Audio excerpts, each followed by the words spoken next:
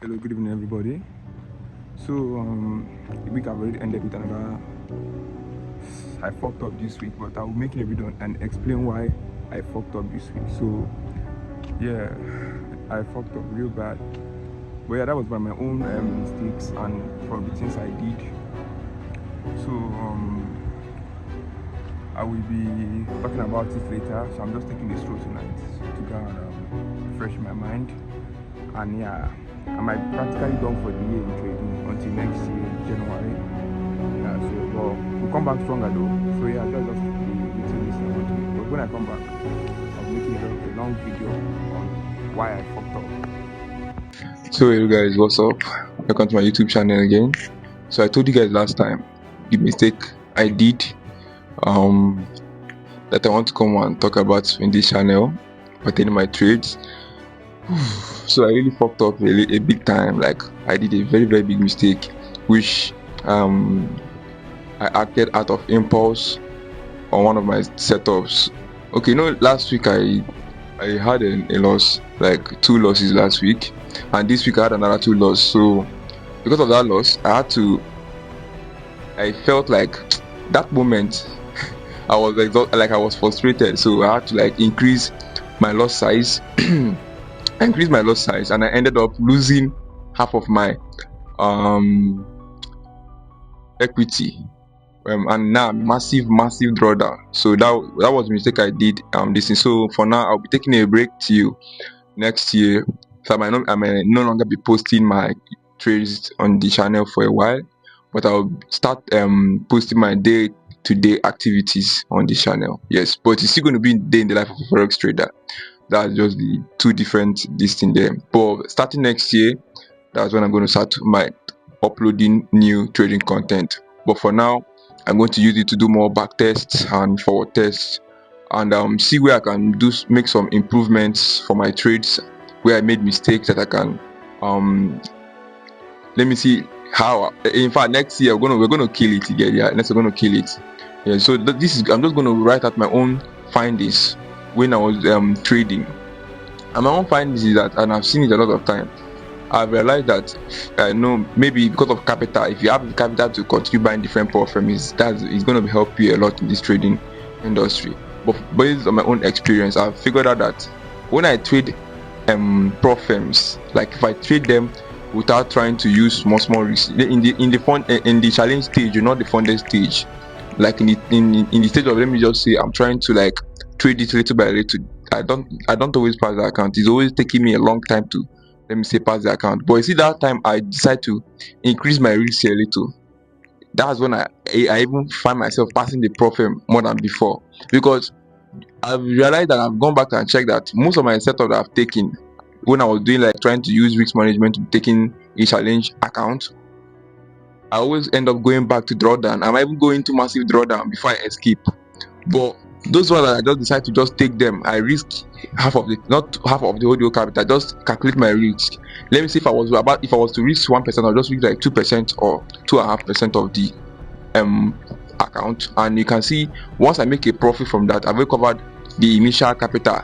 So meaning that even if I lose the initial profit, I'm not going to enter any drawdown. I'll still make it back again on the next trade. But those ones that I just trade and trying to do one kind slow trade. See, if you trade prop firm slowly, if you I don't know how your own experience is going to be, but majority of people I've seen is that if you take prop firm slowly and slow, like in the challenge phase though, not the way I pass it. If I pass it, you can take it slowly, because that's when you be applying risk management. But in that challenge phase, it's not something that you'll be doing, because if not, you never make payout from a prop firm account.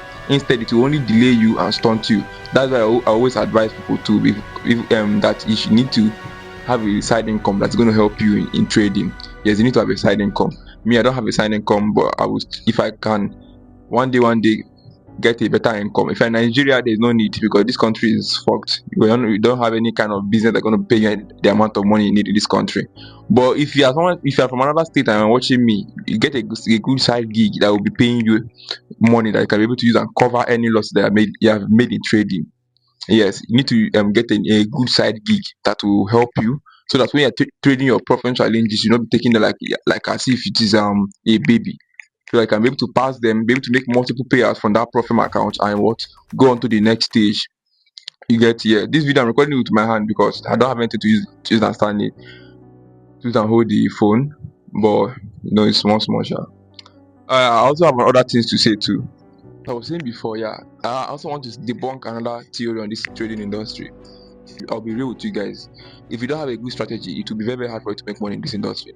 Unless you have a good risk to reward ratio too. But it's still a good strategy. That one that you need, that you have, that you know that your win rate is very, very good. You also need a good strategy backed up with a good psychology.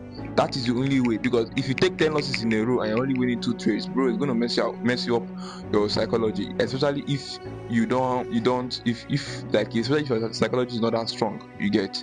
Yeah, so you need to also backtest and see where you can improve your psychology and your strategy too. Those two things, and your risk management too. But you see, strategy, make sure you get a good strategy that have at least 50% win rate. If you can just try, it's not hard. If you do your work, backtest, look for where you can look for good mentors that will help you. You will see that you get better. But you see that saying of you need 20%, 10% win rate and you still be profitable, that's a very big lie. Because as someone that is trying to make money in the industry, you're not about to be losing back to back before you have a big win. Or you sometimes you might even need 2 wins self. If you're somebody that's doing closing partial, it's not going to help you in a long run. Because why? Imagine you lose 10 trades, you win only 2 trades. Bro, look at this thing now. Win 10 and lose 10 and win 2. But if you have a strategy that you can win, like, let's say 6 and lose 4, you win 7, lose 3, then that one is better. At least you know that if you take your losses, you still recover it back. But those that you have bad strategy is not going to really help you. You need a good strategy in this market. And you also need good sleep, because I've noticed that when I don't have a good nap, I always end up to make like a very big mistake. Either I mark out the wrong POI, or I trade against the trend, because my brain is not functioning properly. I don't know about you, maybe your own brain will be fast to also still capture yourself when you're making those mistakes. But yes, and also when you're going out, unless you're on the beach or something like that, don't also trade when you're going out. Because why? You can also make mistakes when you go out. Maybe let's just say you can take the trade when you're out now, and when you get back, you lost that trade, you get back and you saw that, oh, this is the actual right POI. Because see, trading is something of, you need calmness, you need to be still, you need to, that when you're doing your analysis, everything is going properly, if it's flowing without interruption, so that when you are executing that trade, you are making sure that everything is aligned with your setup.